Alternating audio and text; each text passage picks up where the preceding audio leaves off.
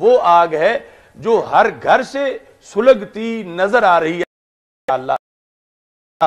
اس کو جانے کا اہتمام ہونا چاہیے، اور اس میں ایک یہ بات بھی پیش نظر رکھی جائے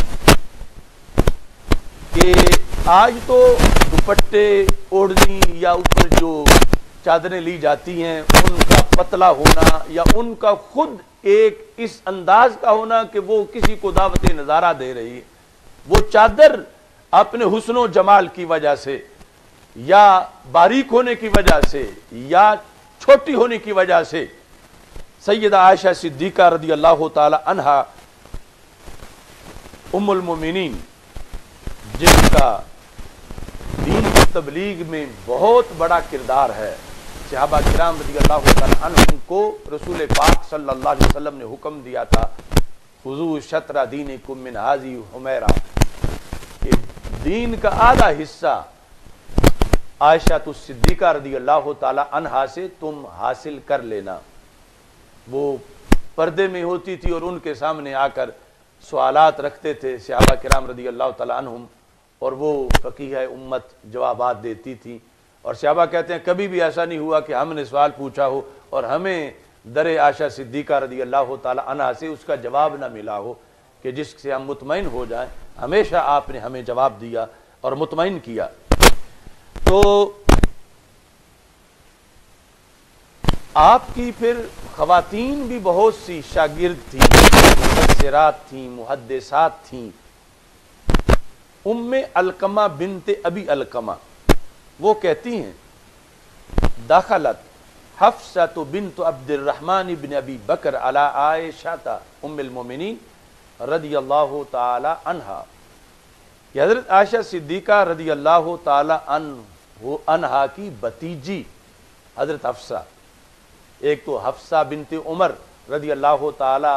عنہا ہیں، وہ جو ام المومنین ہیں، یہ حفصہ جو ہیں حضرت عبد الرحمن جو حضرت صدیق اکبر رضی اللہ تعالیٰ عنہ کے صاحبزادے ہیں، ان کی بیٹی، اور حضرت عائشہ صدیقہ رضی اللہ تعالیٰ عنہ کی بھتیجی ہیں، بھائی کی بیٹی ہیں حفصہ بنت عبد الرحمن بن ابی بکر۔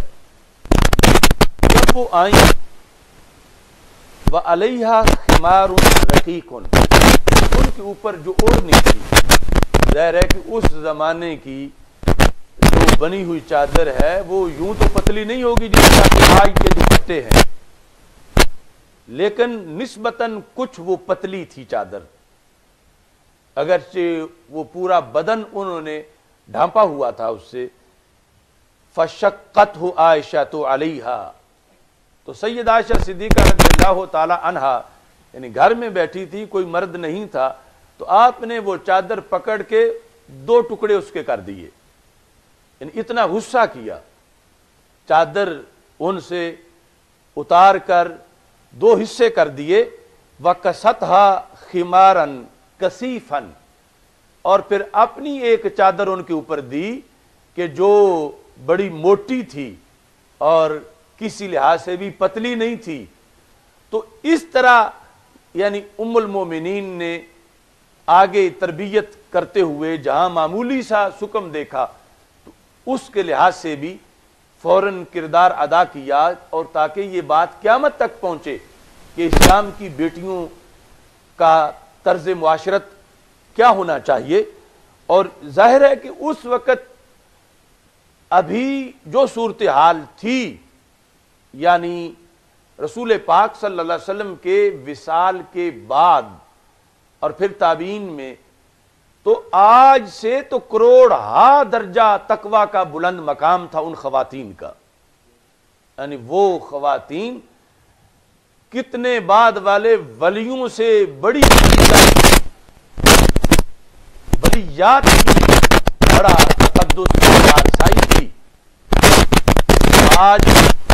فیشن اور آج کے رسم و رواج تو ان کا ان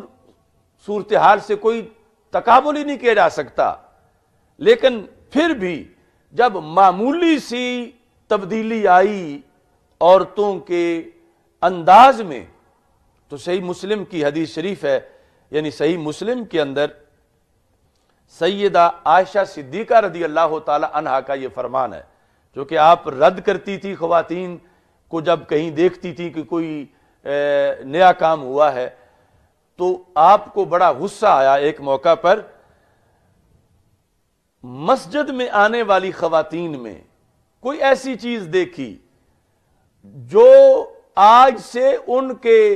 کروڑ درجہ بلند کردار کے ہوتے ہوئے ایک معمولی سی خرابی تھی، جسے شاید آج سے صدیوں پہلے خرابی بھی نہ سمجھا جاتا ہو، یعنی اس طرح کی کوئی چھوٹی سی تبدیلی پہلے سے جو رسول پاک صلی اللہ علیہ وسلم کی ظاہری حیات میں خواتین اسلامی کا طریقہ کار تھا، اس سے تھوڑی سی تبدیلی جب دیکھی تو آپ نے فرمایا لو ان رسول اللہ صلی اللہ علیہ وسلم رعا ما احدث النساء لمنعهن المسجد کما منعت نساء بنی اسرائیل۔ ابھی دور کی بات نہیں، ابھی تو ام المومنین خود زندہ ہیں، کہتی ہیں اگر اللہ کے رسول حضرت محمد مصطفیٰ صلی اللہ علیہ وسلم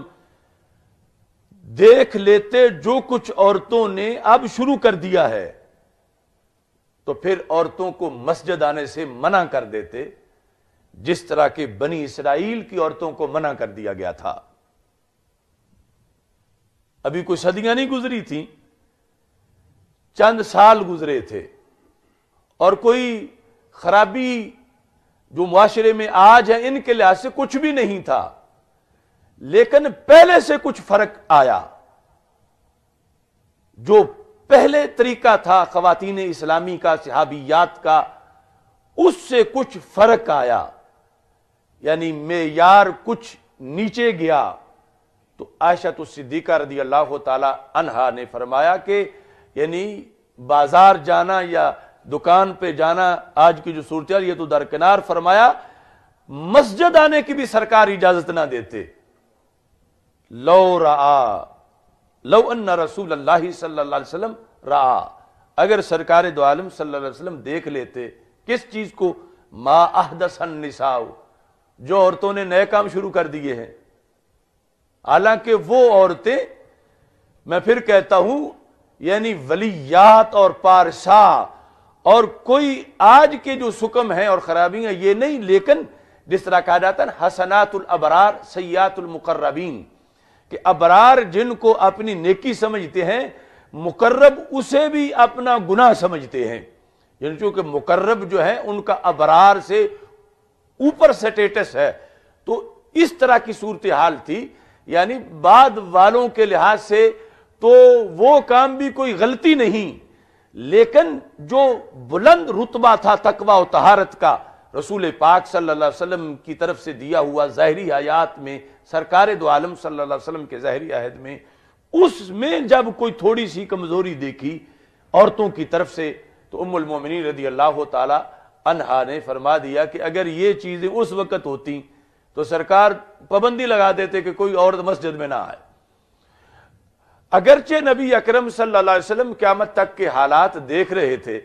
لیکن شریعت ظاہر پر رکھی، یہ نہیں کہ جو زمانہ گزرنے کے ساتھ ساتھ کے احکام جہاں جس صورت میں ہونے تھے وہ ساری کی ساری اسی وقت ہی وہ چیزیں لاگو کر دی جاتی، تو پھر یعنی مبلغات کو، مبلغین کو ثواب کیسے ملتا کہ یہ